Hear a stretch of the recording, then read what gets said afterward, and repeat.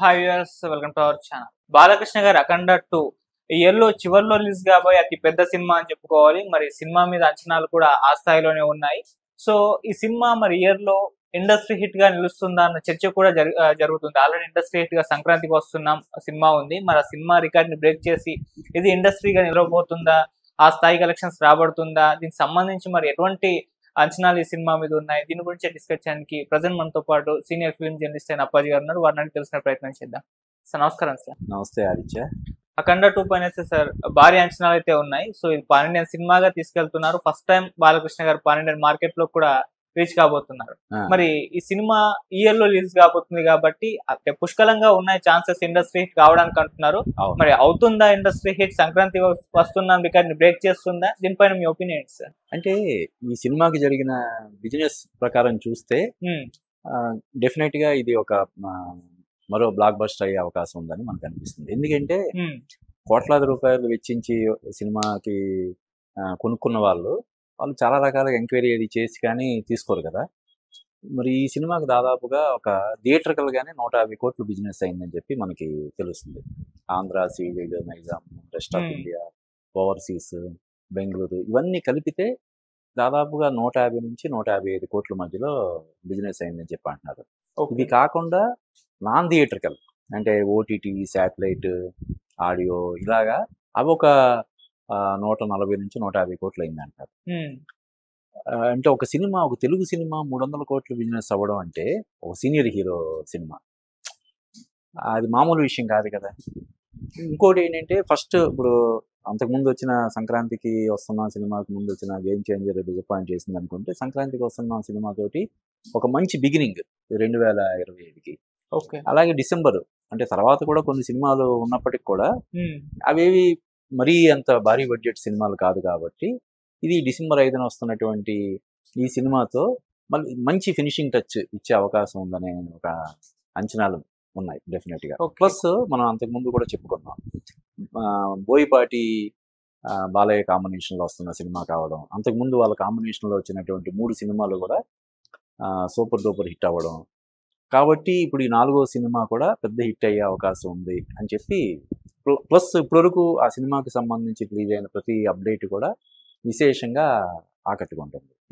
దానివల్ల డెఫినెట్ గా ఇది కూడా పెద్ద హిట్ అయ్యి, బ్లాక్ బస్టర్ హిట్ అయ్యి, ఇండస్ట్రీ హిట్ అయ్యి ఈ 2025కి ఒక మంచి శుభం పలుకుతుంది అని చెప్పి, ఒక మంచి ఎండ్ కార్డు పడుతుంది 2025కి అని చెప్పి అంచనాలు. ఇంకొకటి ఏంటంటే బాలయ్య కెరీర్ లో చాలా బ్లాక్ బస్టర్స్ ఉన్నాయి మనకు తెలుసు. కానీ ఒక 2 దర్శకులతోటి వరుసగా ఒకేసారి 4 సినిమాలు అంటే ఒక రోలో వరుసగా 4 సినిమాలు చేసి 4 సినిమాలు కూడా గోల్డెన్ జూబ్లీ హిట్స్ అవ్వడం అనేది 2 దర్శకుల విషయంలో జరిగిందని చెప్పి ఒక వార్త సోషల్ మీడియాలో బాగా వైరల్ అవుతుంది. అదేంటంటే కోడి రామకృష్ణ డైరెక్షన్ లో బాలయ్య చేసినటువంటి 4 సినిమాలు వరుసగా, మంగమ్మ గారి మనవడు, ముద్దుల మావయ్య, ముద్దుల కృష్ణయ్య, ఇంకోటి మువ్వ గోపాల్. ఈ 4 సినిమాలు కూడా సూపర్ డూపర్ హిట్ అయ్యాయి. అలాగే బి గోపాల్ కాంబినేషన్ లో వచ్చిన సినిమాలు lorry driver, rowdy inspector, Samarasimha Reddy, Narasimha Naidu. అంటే ఇప్పుడు బాలయ్య గోపాల్ కాంబినేషన్ లో తర్వాత వచ్చిన సినిమాలు డిసప్పాయింట్ చేసి ఉండొచ్చు. అలాగే కోటి రామకృష్ణ బాలయ్య కాంబినేషన్ వచ్చిన తర్వాత వచ్చిన సినిమాలు డిసప్పాయింట్ చేసి ఉండొచ్చు. కానీ వరుసగా 4 సినిమాలు చాలా అంటే ఇండస్ట్రీ హిట్ అవ్వడం వాళ్ళ ఈ 2 దర్శకుల విషయంలో జరిగిందని చెప్పి మనకు తెలుస్తుంది. అలాగా ఇప్పుడు బాలయ్య బోయపాటి కాంబినేషన్ లో వస్తున్నటువంటి ఈ సినిమా 4వ సినిమా వరుసగా ఫస్ట్ సింహ, లెజెండ్, అఖండ, తర్వాత వస్తున్న ఈ సినిమా కూడా ఇండస్ట్రీ హిట్ అయ్యి కోడి రామకృష్ణ, బి గోపాల్ తర్వాత బాలయ్య కెరీర్ లో వరుసగా 4 హిట్లు ఇచ్చినటువంటి, ఇండస్ట్రీ హిట్స్ ఇచ్చినటువంటి డైరెక్టర్ గా బోయపాటి శ్రీను కూడా ఒక చరిత్రని సృష్టించబోతున్నాడు అనే ఒక ఇది బాగా ప్రచారంలో ఉంది. ఆ రకంగా చూసినా కూడా ఈ సినిమాకి విపరీతమైనటువంటి క్రేజ్ ఉందని మనం చెప్పొచ్చు. ఓకే సార్, ఇక ఈ సినిమాని పాన్ ఇండియన్ రేంజ్ లో తీసుకెళ్తున్నారు కాబట్టి, సో ఇప్పుడున్న వింటేజ్ హీరోల్లో పాన్ ఇండియన్ మార్కెట్ లోకి ఎంటర్ కాబోతున్న హీరోగా బాలకృష్ణ గారిని చెప్పొచ్చు. చిరంజీవి గారు, నాగార్జున గారు, వెంకటేష్ గారు వీరు పాన్ ఇండియన్ మార్కెట్ లోకి ఎంటర్ కాలేదు, కానీ బాలకృష్ణ గారు ఎంటర్ కాబోతున్నారు. మరి ఎలా ఉండబోతున్నాయి పాన్ ఇండియన్ రేంజ్ లో? అంటే మనం హిందీ బెల్ట్ లో రిలీజ్ చేసినంత మాత్రాన అది పాన్ ఇండియా సినిమా అయిపోదు కదా. పాన్ ఇండియా సినిమా అంటే ప్రాపర్గా అక్కడ హిందీ నుంచి కొంతమంది ఆర్టిస్టులని ఇలాగా తీసుకొని చేస్తే దాన్ని మనం పాన్ ఇండియా అనాలి తప్ప కేవలం డబ్బింగ్ చేసినంత మాత్రాన పాన్ ఇండియా సినిమా అవుతుందని చెప్పి మనం అనుకోకూడదు. అలా అని చెప్పి ఈ సినిమాకి ఇప్పుడు ఈ తరహా సినిమాలకి ఎక్కువ ఆదరణ లభిస్తుంది కాబట్టి కొంచెం డివైన్ టచ్ ఉన్నటువంటి సినిమాలకి ప్రేక్షకులు ఆ సినిమాలు చూడడానికి విపరీతమైనటువంటి ఆసక్తి చూపిస్తున్నారు కాబట్టి డెఫినెట్గా ఇది నార్త్ ఇండియాలో ఈ సినిమా కూడా మిరకిల్స్ చేయొచ్చు. కానీ అలా అని చెప్పి దీన్ని పాన్ ఇండియా సినిమాగా మనం పేర్కొనడం అంత కరెక్ట్ కాదేమో నాకు అనిపిస్తుంది. బట్ అంటే ఏదైతే విజయం సాధిస్తుందో అది కదా పాన్ ఇండియా. ఇప్పుడు పుష్ప సినిమా అక్కడ నార్త్ ఇండియాలో ముందు ఆడుతుందని చెప్పి ఎవరు అనుకోలేదు. ఆడిన తర్వాత అది పాన్ ఇండియా సినిమా అయింది. అలాగే కార్తికేయ 2 కూడా అంతే కదా, కాంతారా కూడా అంతే కదా కదా.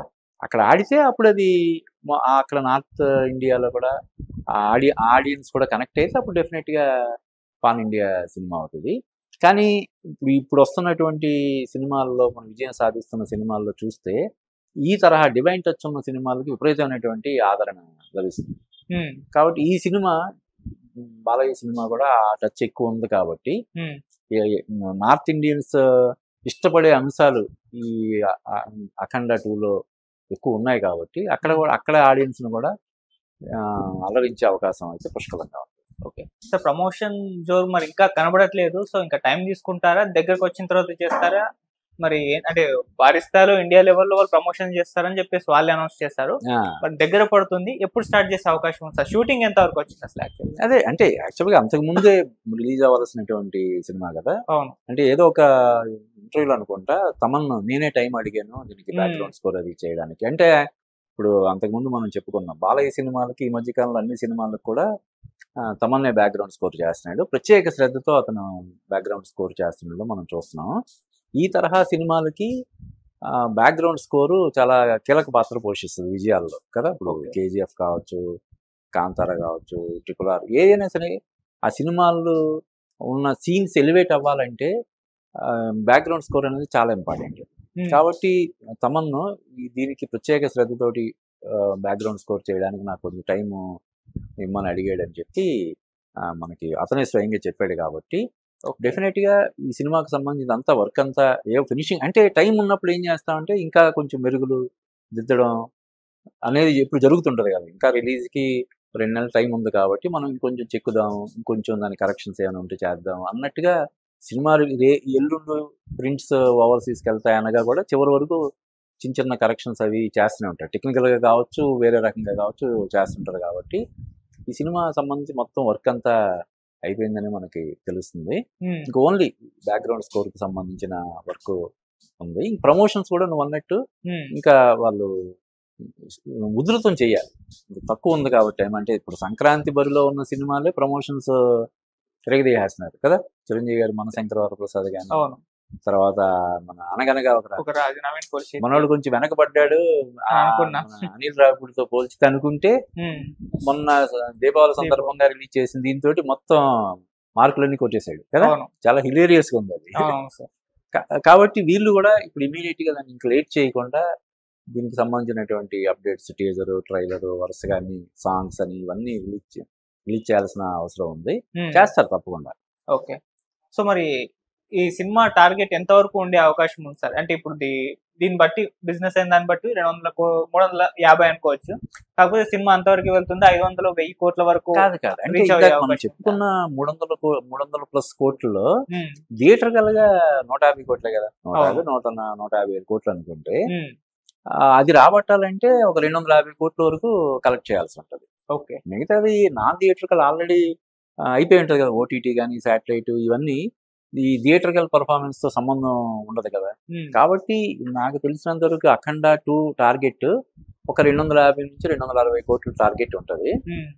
ఇప్పుడు ఆల్రెడీ సంక్రాంతికి వస్తున్న సినిమా 300 కోట్లు కలెక్ట్ చేసిందని చెప్పి మనం చూసాం. అలాగే ఓజీ సినిమా కూడా 300 కోట్లు దాటి కలెక్ట్ చేసిందని చెప్పి మనకి అఫీషియల్ గా పోస్టర్స్ రిలీజ్ చేశారు. అంటే అంత ఈ రోజు తెలుగు సినిమా హిట్ అయితే 300 కోట్లు అలవోకగా సాధిస్తుందని చెప్పి మనకి ఈ 2 సినిమాలు రుజువు చేశాయి. కాబట్టి ఈ సినిమా కూడా అలవోకగా 250 కోట్లు దాడుతుందని చెప్పి మనం ఎక్స్పెక్ట్ చేయొచ్చు. Right sir, thank you so much sir. Thank you.